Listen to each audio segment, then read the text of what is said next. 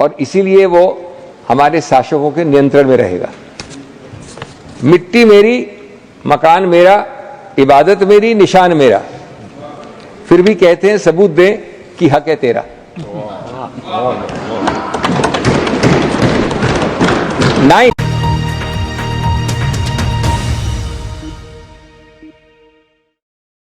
माननीय सभापति, माननीय सांसद,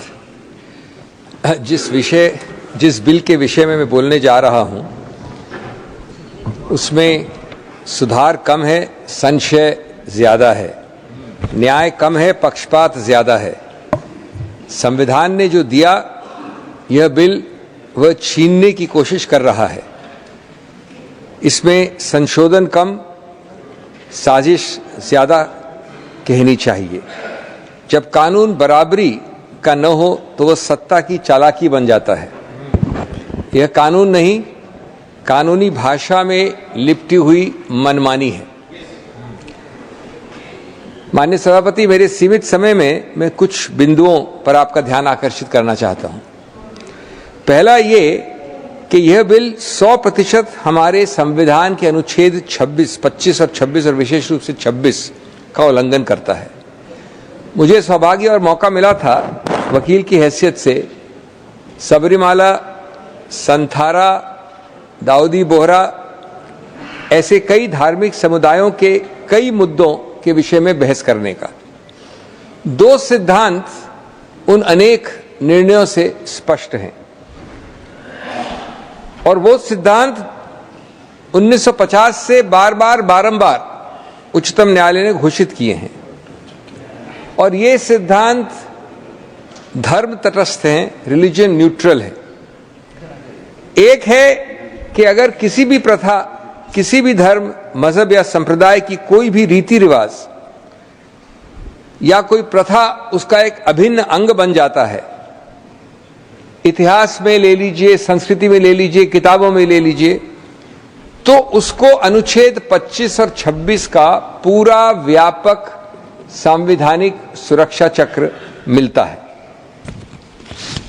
और दूसरा कि यदि ऐसे धर्म, समुदाय या संप्रदाय को अपनी संस्थाओं को स्वचालित करने का अधिकार क्षेत्र बड़े पैमाने में, बड़ी मात्रा में किसी कानून द्वारा घटाया गया तो वह कानून खुद असंवैधानिक करार किया जाएगा।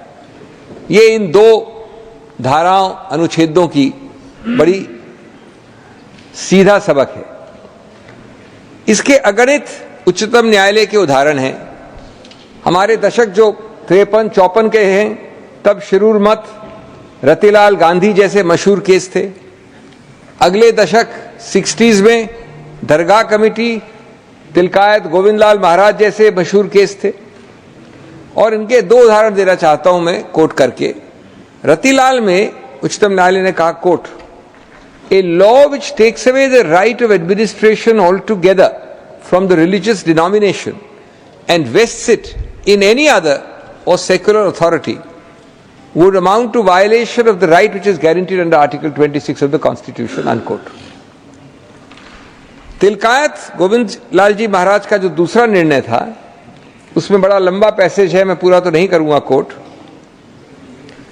लेकिन उसमें कहा है एक जगह, Article 26 brings out the competence of the legislature to make a law in regard to the administration of the property belonging to a religious denomination. So far so good. अगला वाक्य है, the denomination's right must however not be extinguished or destroyed or diminished under the guise of regulating the administration of the property by the denomination. तो अब जरा माननीय सभापति, इन संस्थापित जो 75 वर्ष के संवैधानिक सिद्धांत हैं उनको इस कानून के संदर्भ में लागू करके देखते हैं किस कसौटी पे निकलते हैं। और इसमें मेरे को दूसरा बिंदु आता है। Sir, I spoke yesterday mostly in English, आज रियायत है कि हिंदी में ज्यादा बोलना है। Doctor Singhvi, but I hope the translator is working well. You can address the chair. यह मेरा दूसरा बिंदु है बिल के क्लॉज 11 के अंतर्गत 100% मेंबरान, और मुझे बड़ा हास्यास्पद लगा, माननीय नड्डा जी कह रहे थे कुछ और अभी,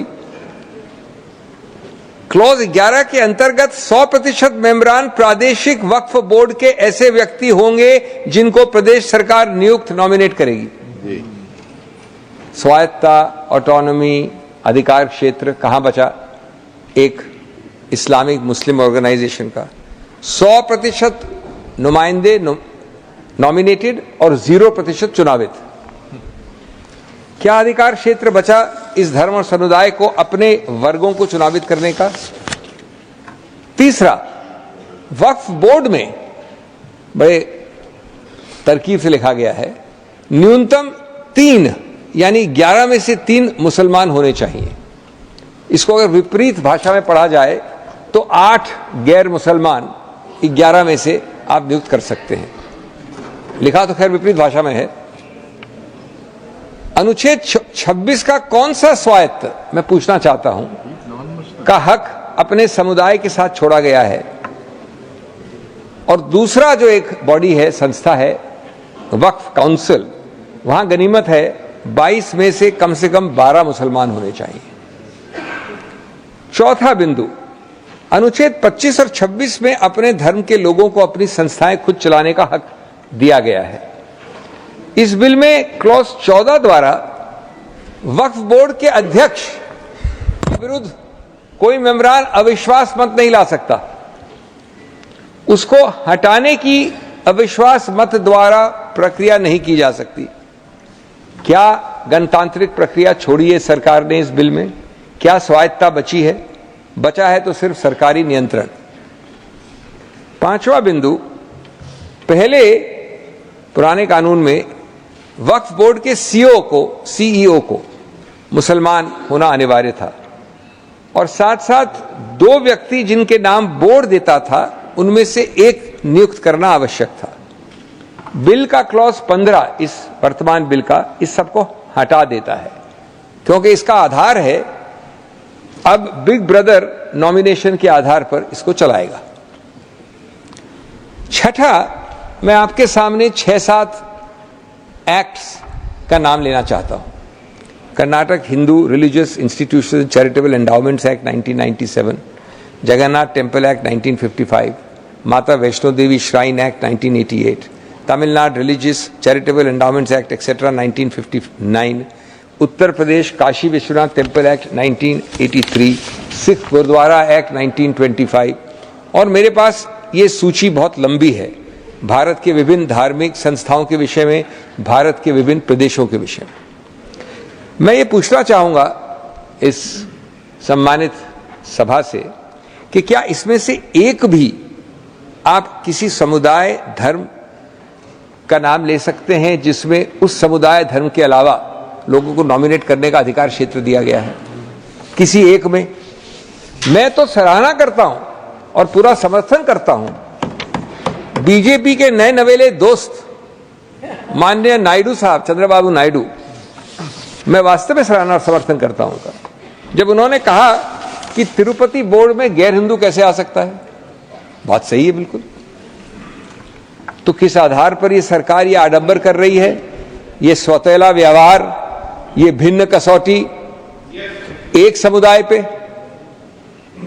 इसका मतलब यह नहीं है कि आप दूसरे समुदायों पे भी यह प्रहार करें।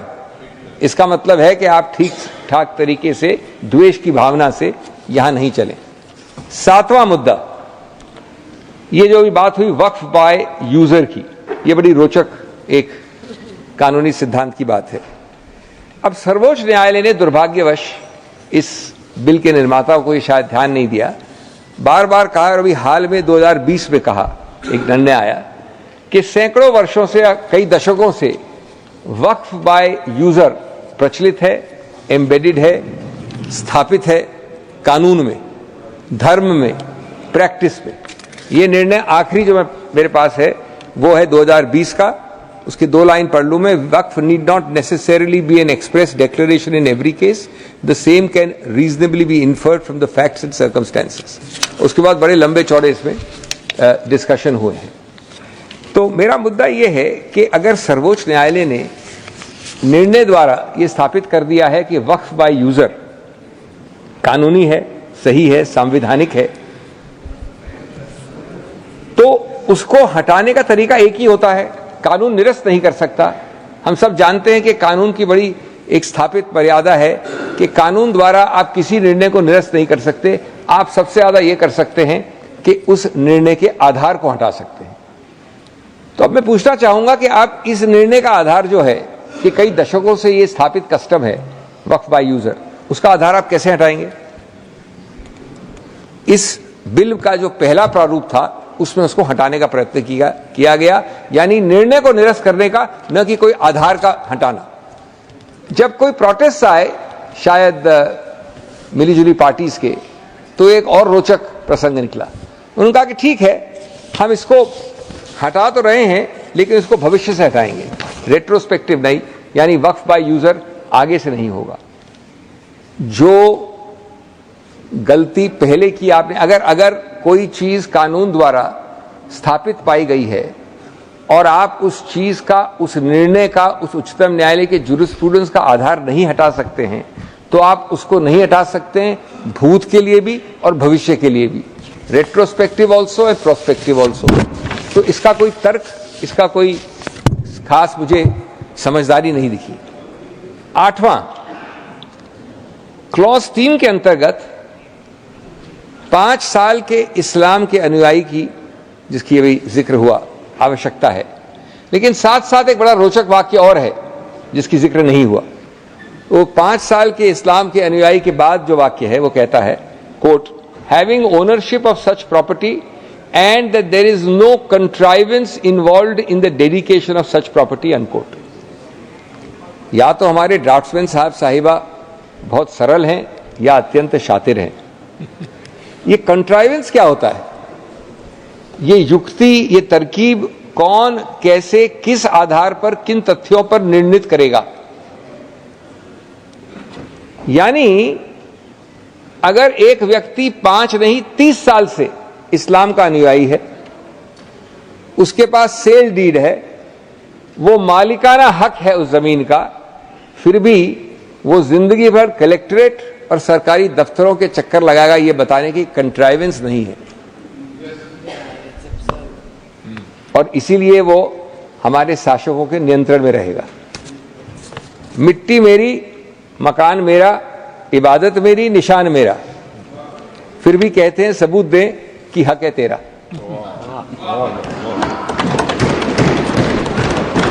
Ninth, and my final point for the day, I'll finish within time. The bill has proposed to delete one section of the old act which did not apply the Limitation Act to the Waqf Act. There was a specific provision, 107, which said Limitation Act, जो कई कानूनों पर apply करता है, पुराने वक्फ act पे लागू नहीं होगा, it will not apply. In other words, this new bill says that the Limitation Act will apply to the Waqf Act. Now this at first blush may seem to be a positive measure, but on deeper reflection it is actually designed in favor of persons, and those persons include many government entities who have actually been illegally occupying Waqf property for many years. In most of these cases, lack of identification of such properties, lack of resources with those claiming it to be Waqf, lack of sustenance to fight governmental occupants, and absence of going to court means that those who occupy real genuine Waqf property will be able to claim permanent ownership, as you well know, after 12 years on the basis of adverse possession. So limitation will kick in after 12 years because this act says limitation shall apply to Waqf, and the claim of the Waqf that this is genuine Waqf property will be time barred. Here is the irony. On one hand, the bill has omitted the concept of Waqf by user, or at least prospectively now by an amendment. It disallows Waqfs to be created on the basis of uninterrupted usage over a significant period of time. On the other, the applicability of the Limitation Act, if this bill has passed, has inversely and conversely allowed the government, other government-like quasi-entities, and others outside the community to lay a claim over real Waqf property on the basis of uninterrupted and continued possession beyond 12 years, so long as litigation is not started before that. A property can thus be usurped on the principle of adverse possession. This is a deliberate attempt by the government to further its own agenda by minimizing protection conferred upon Waqf properties with the right hand, and on the same time significantly increase its own control and power to permanently claim properties with its left hand. हमारी खुद की छत भी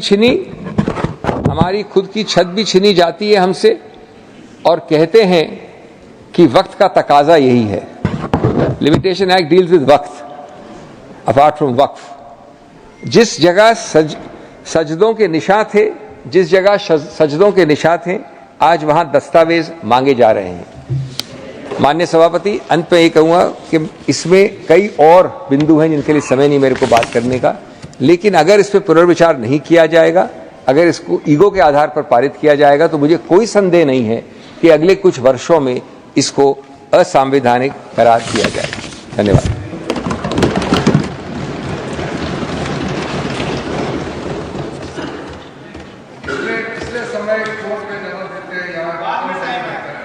जाहिर था.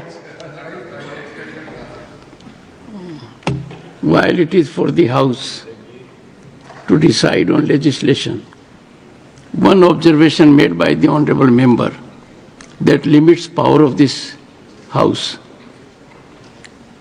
is surely cannot be appreciated. You have firmly indicated that this House. That is his view. Not this view. That's his view. No, he quoted judgments. Well, honorable members, I have been firm in echoing this thought process in the entire House on multiple occasions. When it comes to legislation, our supremacy is not subject to any approval.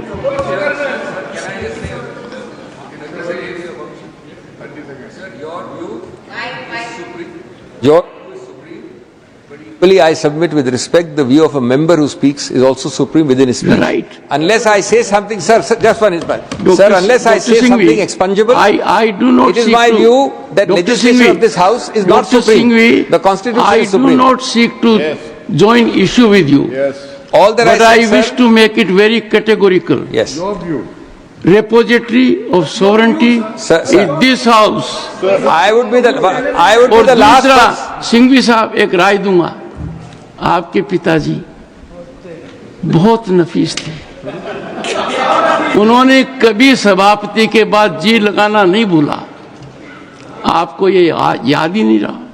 मैंने तो honourable chairman कहा sir, अभी 2 second पहले. नहीं कहा. आप एक बार देखिए, कोई भी इस कुर्सी पर बैठे, सभापति कहना और सभापति जी कहना बड़ा फर्क पड़ता है. मैं माफी चाहता हूं कि मैंने सभापति, माननीय सभापति, professor Ram Gopal Yadav, professor Ram Gopal Yadav, I know you will create disturbance. हमारे पार्टी के सारे बड़े वकील मौजूद हैं, क्योंकि आप बार-बार कहते हैं कि यहाँ वकील बैठते नहीं हैं. हमारे पार्टी के सारे वकील बैठे. मैं ये तो आपको हर रोज नहीं कह सकता कि विप जारी कीजिए. सर, दो सेंटेंस आपने विप जारी किया इसलिए उपस्थित है. दो सेंटेंस सर, 2 सेंटेंस. आप शायद माननीय शब्द को आपने सुना नहीं या देखा नहीं, और दूसरा प्रोफेसर राम, कानून सर्वोपरि संविधान है.